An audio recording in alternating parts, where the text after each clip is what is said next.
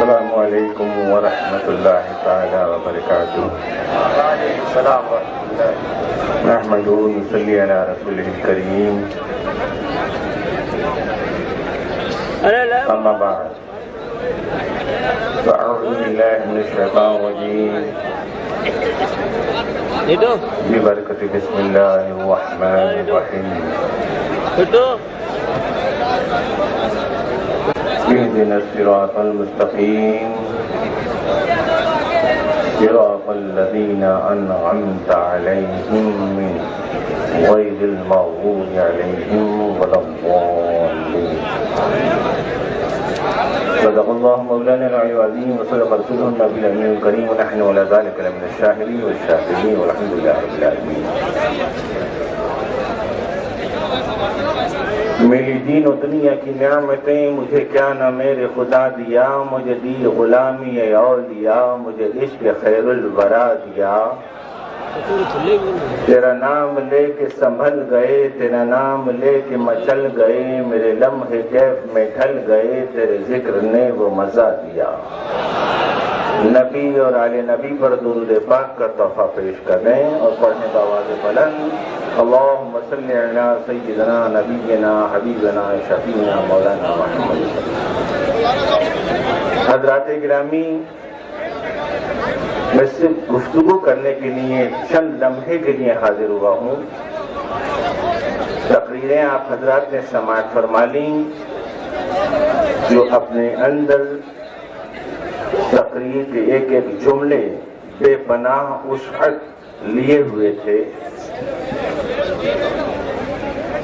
سب سے پہلے میں اہل بیکانیر اور قرب و جوار اور جملہ اہل راجستھان اور دیگر مقامات سے آئے ہوئے ان تمام وفاداران مصطفیٰ، غلامان مصطفیٰ، عاشقان اولیاء کو اس بات کی مبارکباد دیتا ہوں کہ اللہ کریم اپنے فضل و کرم سے ہماری اس کاوش کو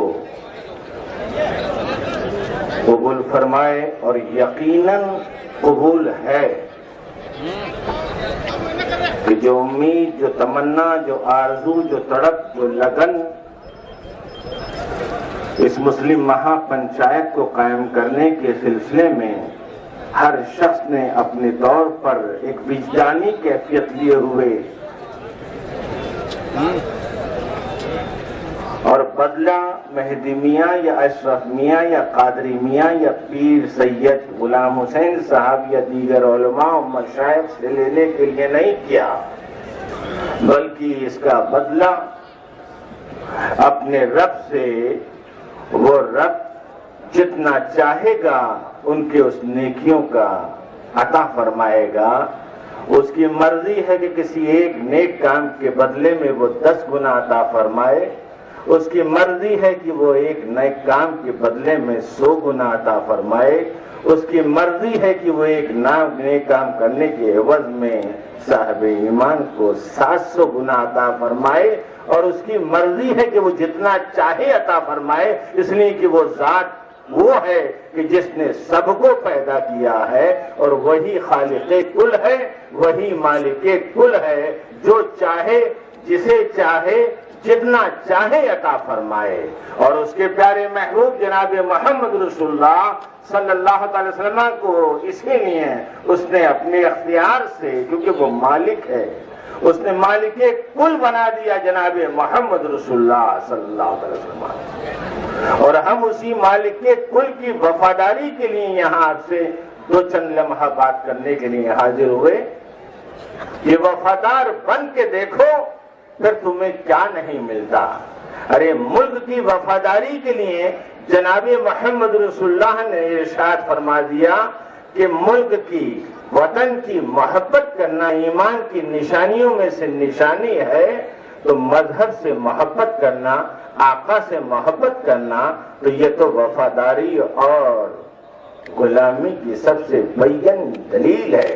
میرے آقا جناب محمد رسول اللہ صلی اللہ علیہ وسلم پر جو نازل ہوا قرآن، جس میں 6666 آیت کریمہ، جس میں احکامات و منہیات ہیں، فضائل و مناقب ہیں، اہل بیت رسول کے فضائل، اصحاب رسول کی تعظیم و توقیر، اولیاء کاملین و صالحین کی بے پناہ فضیلتیں اس میں،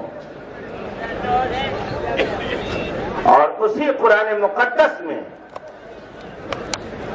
آقا مولا جناب محمد رسول اللہ کے کس طرح سے تعریفات کی تفصیل میں نہ جاؤں گا، لیکن آقا نے جس شے کو اپنی آنکھوں کی ٹھنڈک بتائی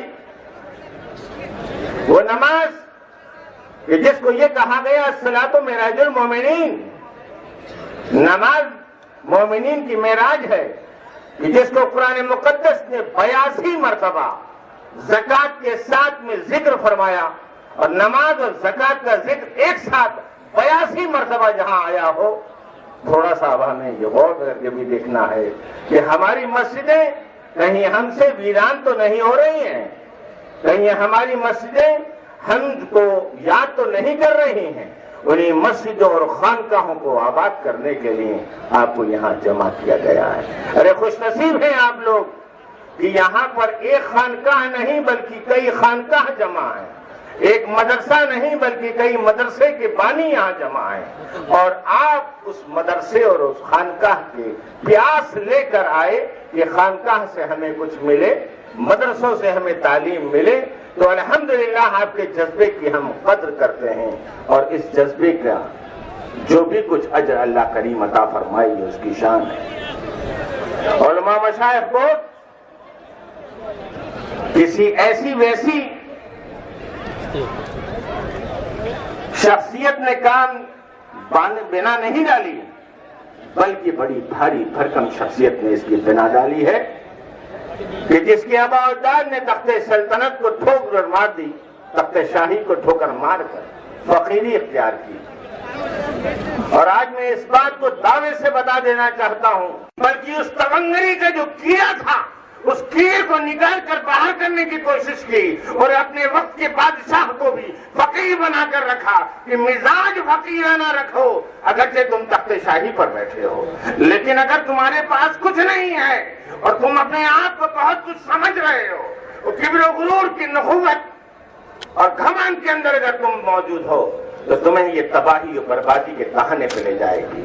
آپ کے وطن کا، آپ کے محلے کا، آپ کے شہر کا کوئی بھی فرد کسی کو بھی ماننے والا ہو، چاہے بدھسٹ ہو، چاہے عیسائی ہو، چاہے وہ کسی مذہب کا ماننے والا ہو، لیکن آپ کے مذہب پر نہیں ہے، وہ اس کا مذہب اس کو مبارک، ہمارا مذہب ہم کو مبارک، لیکن ہمارے وطن میں ہے، ہم کو اس وطن میں رہنے کی بنیاد پر اس سے محبت کرنا ہے۔ اور کچھ لوگ یہ دوریاں بناتے ہیں، ان کو پہچاننے کی کوشش کرنا۔